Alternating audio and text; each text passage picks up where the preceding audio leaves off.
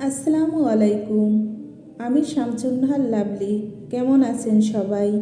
আশা করি যে যেখান থেকে আমার ব্লগ ভিডিওটি দেখছেন সবাই অনেক ভালো আছেন ও সুস্থ আছেন। আলহামদুলিল্লাহ, আমি আমার পরিবারকে নিয়ে আল্লাহর রহমতে ভালো আছি। আবারও নতুন একটা ব্লগ ভিডিও নিয়ে আপনাদের মাঝে হাজির হলাম। আজকের ব্লগ ভিডিওটি আপনাদের কাছে আশা করি ভালো লাগবে। আর প্লিজ আপুরা ভাইয়ারা, এখনও যারা আমার চ্যানেলে একটা লাইক, কমেন্ট, শেয়ার এবং সাবস্ক্রাইব করেননি, প্লিজ একটা লাইক, কমেন্ট, শেয়ার এবং একটা সাবস্ক্রাইব করে দিবেন।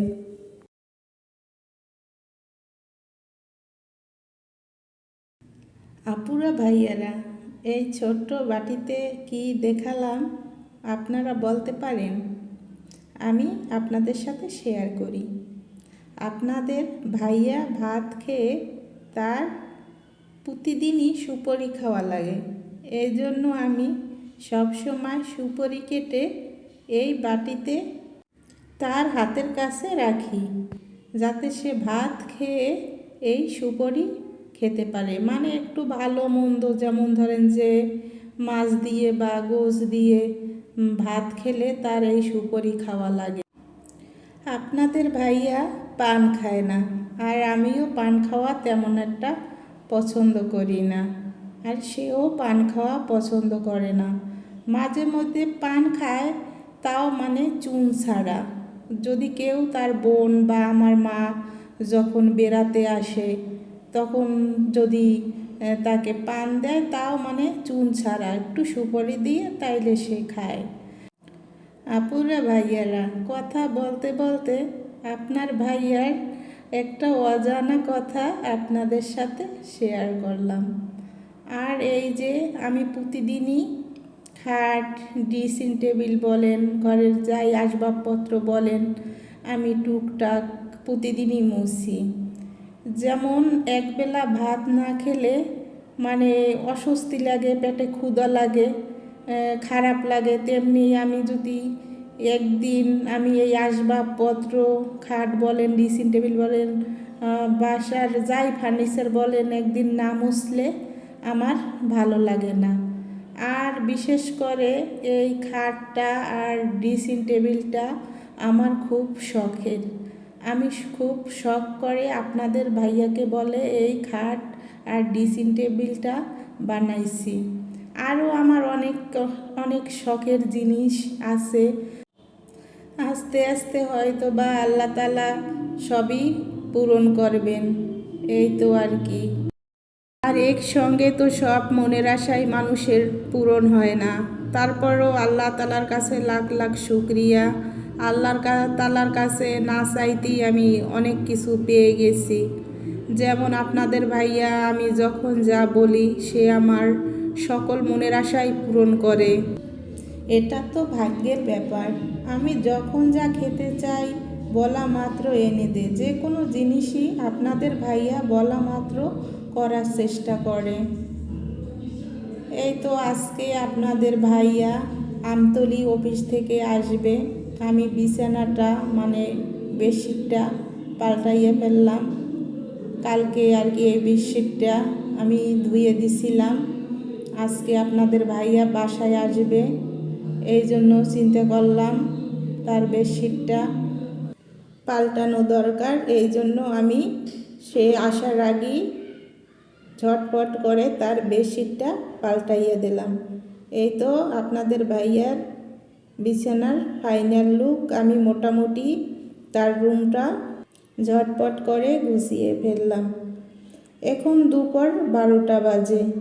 আমার তাড়াহুড়ো করে রান্না করতে হবে। আপনাদের ভাইয়া বলছে সে বাসায় এসে দুপুরের খাবার খাবে। এই জন্য আমি চিন্তা করলাম তার রুমটা গুছগাছ করে তারপর আমি রান্না করব। এই তো এখন আমি পেঁয়াজ, রসুন এগুলা কেটে নেব, তারপর আমি এগুলো পাটায় বেটে নেব।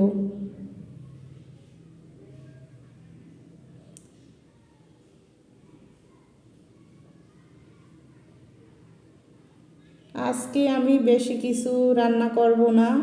আপনাদের ভাইয়া আপনাদের দেখাইছি সেদিন মাগুর মাছ এনেছিল আর পাঙ্গাস মাছ এনেছিল। সেই পাঙ্গাস মাছ আর মাগুর মাছ আমি রান্না করব। এখন আমি ভালো করে এই পেঁয়াজ রসুনটা বেটে নেব। আমি পেঁয়াজ রসুন আদাটা শুধু বেটে খাই, আর জিরার গুঁড়ো বলেন ধনিয়ার গুঁড়ো বলেন এগুলো আমি কিনে খাই। এই তো আমার পেঁয়াজ রসুনটা বাটা হয়ে গেছে। আজকে আমি পাঙ্গাস মাছ মাগুর মাছ একসঙ্গে রান্না করব আর আলু ভর্তা বানাবো। এই যে চালটা আলুটা আমি রান্না করার জন্য চুলায় বসিয়ে দিছি। এই যে এখন পাঙ্গাস মাছ মাগুর মাছ আমি ভালো করে ধুয়ে পরিষ্কার করে নিব।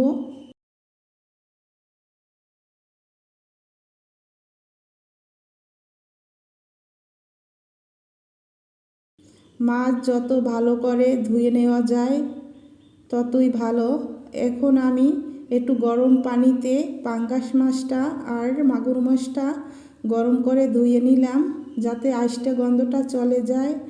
আমি পাঙ্গাস মাছ আর মাগুর মাছটা সুন্দর করে তাওয়ায় দুনো সাইড ভেজে নেব, তারপর আমি ভুনো করব। আপনাদের ভাইয়া সে আবার কাঁচা মাছ ভুনো করে রান্না করলে খেতে পারে না, যেমন আমি খেতে পারি। আপনাদের ভাইয়া যখন বাসায় না থাকে তখন যেমন পাঙ্গাস মাছ বলেন মাগুর মাছ বলেন নদীর যে কোনো মাছ মানে যেটা কাঁচা ভুনো করে খাওয়া যায় আমি ভুনো করে খাই। আপনাদের ভাইয়া আবার সে খেতে পারে না। সবাই তো একরকম না। আপনাদের ভাইয়া মাছ ভাজি করে ভুনো করলে সে সেই মাছটা খেতে পারে। তাই আপনাদের ভাইয়া যখন বাসায় আসে বা বাসায় থাকে তখন আমি বেশিরভাগই আমি মাছ ভাজি করে তারপর আমি ভুনো করি। আর সে যখন বাসায় না থাকে তখন আমি কাঁচা ভুনো করে খাই। আমি বেশিরভাগ আলু দিয়ে মাছ ভুনো করে খেতে পছন্দ করি।